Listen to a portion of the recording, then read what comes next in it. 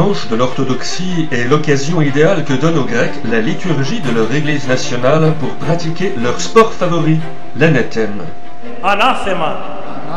Séraphin, qu'on voit sur ces images tournées l'an dernier, est l'évêque du Pirée, le port d'Athènes, et il aime tout particulièrement pratiquer l'anathème.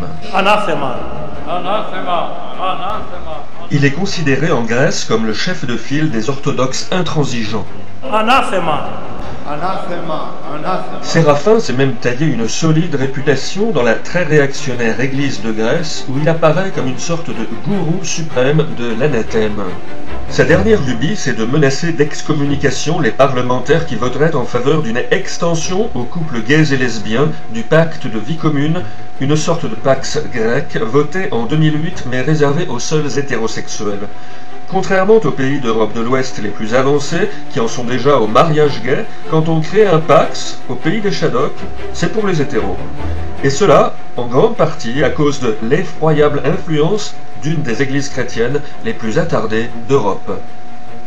Υπάρχει κάλιο, υπάρχει θείο, υπάρχει νάτριο. C'était sans compter sur les militants des droits humains qui ont saisi la Cour européenne de Strasbourg. La Cour qui, dans un arrêt historique et définitif rendu le 7 novembre 2013 par sa grande chambre, a estimé que la Grèce avait violé l'article 14 de la Convention européenne des droits de l'homme, interdisant la discrimination, et l'article 8 de cette même convention protégeant le respect de la vie privée et familiale. En clair, le pax hétéro-grec est homophobe et l'État grec doit revoir sa copie. La loi sur le pacte de vie commune doit être modifiée pour intégrer les gays et les lesbiennes. Cela ne plaît pas du tout à Monseigneur Séraphin, ni à l'aile la plus conservatrice de l'Église de Grèce, pour ne pas dire que cela déplaît fort à la quasi-totalité d'une Église orthodoxe nationale qui agit comme un puissant lobby réactionnaire au sein de la société civile et politique.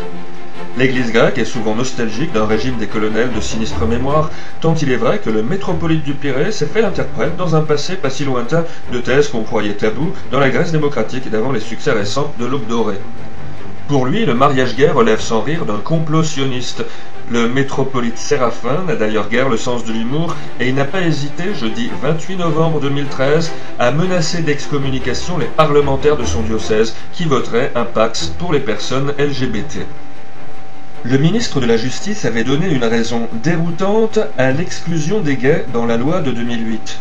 La société grecque n'était selon lui pas encore assez mature pour accepter la cohabitation de couples de même sexe. Gageons que l'Union européenne, après avoir mis de l'ordre dans les finances corrompues des Grecs, saura les contraindre à un peu plus de maturité sexuelle afin qu'ils arrêtent de demander à leurs LGBT d'aller se faire voir à Strasbourg. Aponat et NBC News, Le Mans.